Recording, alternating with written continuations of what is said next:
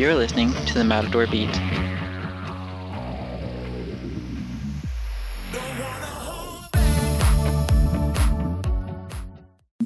Welcome, Red Raiders, to the Matador Beat. I'm China Vargas, the Opinions Editor, joined by Dr. Sutton. Dr. Sutton, would you please introduce yourself and your role here at Texas Tech? Hi, I'm so glad to be with you today. My name is Professor Victoria Sutton, and I'm the Distinguished Horn Professor at the Texas Tech University School of Law. So today I have the pleasure of talking to Dr. Sutton about the importance of knowing about Native American Heritage Month. And this is something that I've seen over the course of this month, is that I feel like it's buried and forgotten and regarded as, November regarded as Native American Heritage Month. But this month has been designated in 1990, right? 1990 is when it was regarded as, and that's not relatively a long time, but I feel like it's long enough where it should definitely be instilled in people's minds with the importance of it. What do you say on that?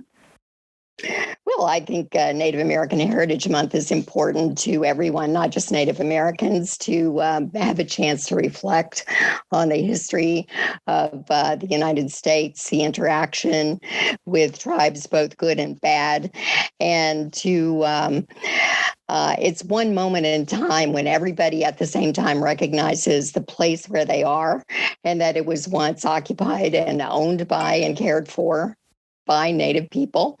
And that's a good thing because it's kind of the strength of everyone thinking about this at the same time and becoming aware of it for that 1 month during November.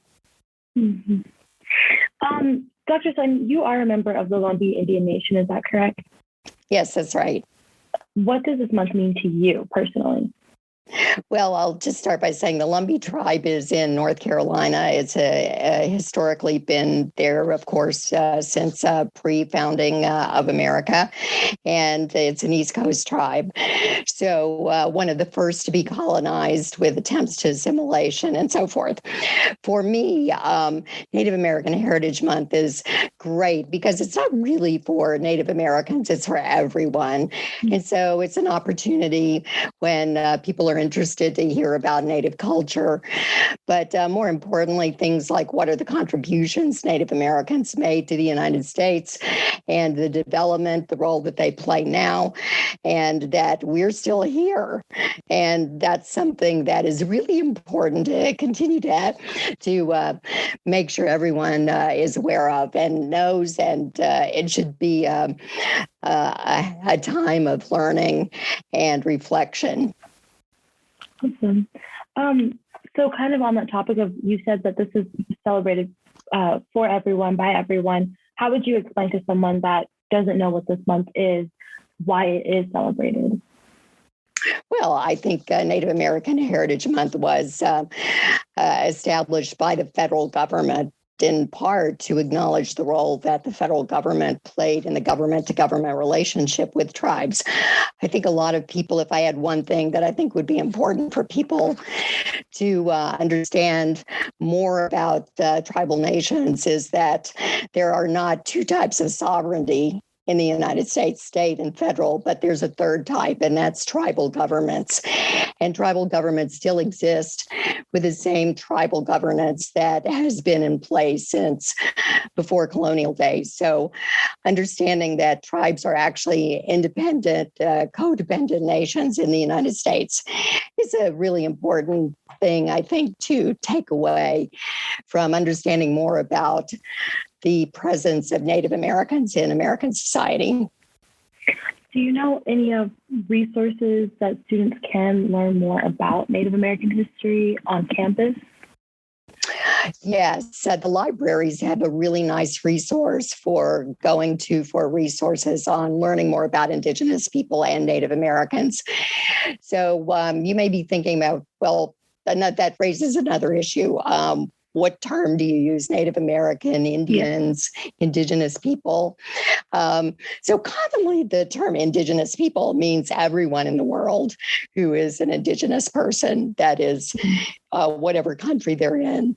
In the United States, the term Native Americans encompasses Alaska and Hawaii Native people. And if you say American Indian, that typically means the continental United States. So we often use Indigenous to be completely inclusive. But if we're talking about law and in the United States, it may be Native American or American Indian. That's good for viewers to know, because I feel like that is interchangeable. And so it's like, I'm glad you corrected me at the start, because I did think it was like an all-inclusive month to be celebrated, but this month is for Native Americans. Well, that was a friendly correction. That was okay. No, of course. Yeah, of course. No, I like I said, I want to know more, just as like I want everyone else to know more. So with this month, how will you be celebrating? Well, if you're in academia and you're Native American, there are so very few of us that we end up being pretty busy during the month. So I've been pretty overcommitted for November, but it's a good thing, and I'm happy to do it. And so I spend a lot of the month being part of panels and organizing and inviting and that kind of thing as a faculty member. And myself, I'm being a part of that. And just being a part of that is a nice kind of celebration because it involves everyone. That's good. So would you say that you're educating, like as a part of celebrating while you're on these panels?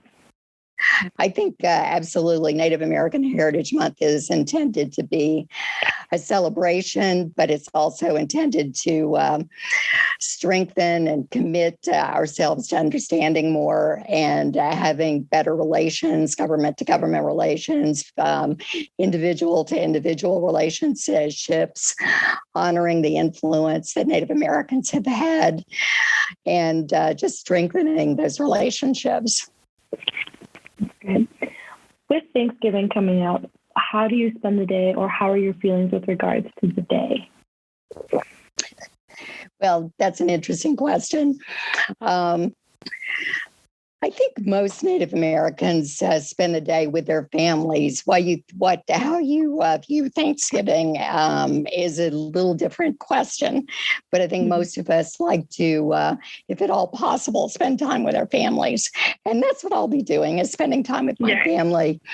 I think maybe some things might be different, is that we tell stories that are a little different. We might have a different history. And that's the difference probably. I think what books we share with the children are important. I think I actually reviewed some books that still tell the story in kind of a skewed way. So I think it's important for you to make sure you know what your children are reading at Thanksgiving too. Of course. Yeah. So this is my final question, but do you believe that progress is being made with identifying the identities of Native Americans in American history? So whether that's in school, recognition, do you believe there's progress being made? Well, I think that's a really good question, and it's an important one. I think it's an ongoing process. I think it will probably be an ongoing process for a long time. There are two different approaches that we think about. We think about indigenizing the curriculum and decolonizing the curriculum. And those words are just meant to say that don't forget the role that Native Americans had in the curriculum that you're teaching from. Those histories have been left out. They're left out of local histories. They're left out of state histories. They're definitely left out of national histories. And by indigenizing, you might think of it as looking at the entire society and community through different lenses than maybe you did before. And it doesn't mean that anyone is any less important. It just means there are more people that are part of the story. And maybe telling the story that may change the story, but it's important to do that and important to reflect on that. And decolonizing might mean finding a different way to tell a story.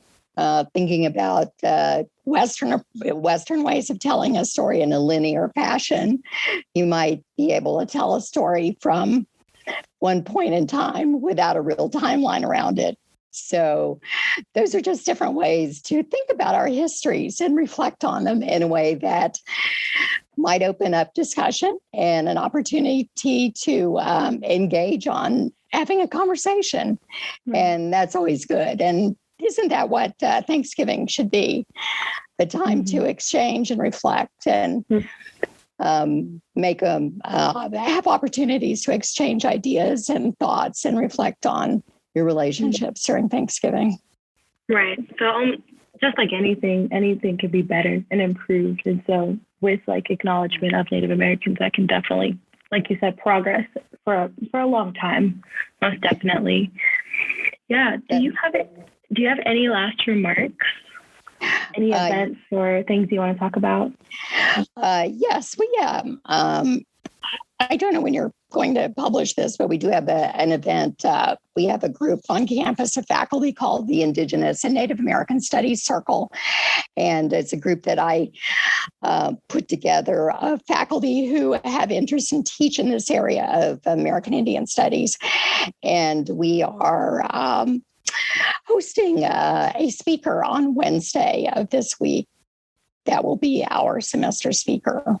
And we're doing a featured speaker every semester is our plan. So even after Indigenous Peoples Month, Native American Month is finished, you'll still be able to have a speaker every semester, hopefully, as we continue to explore this topic. And at Texas Tech, we want this area to expand and to grow. We're hoping to build a concentration certificate area for undergrads and graduates. And we want to hopefully attract more Native American students to Texas Tech University. Awesome. Well, thank you so much for answering all my questions, Dr. Sutton. I definitely have gotten a better clarification of the importance of this month. I appreciate it so much. Sure. Well, thank you for having me. Of course, yes. That's all the time we have, Red Raiders. Be sure to pick up your copy of the Daily Toreador this coming Thursday. It's up-to-date with things tech on our website, dailytoreador.com. Also, be sure to interact with us and the rest of our staff on our Twitters. You're listening to the Matador Beat.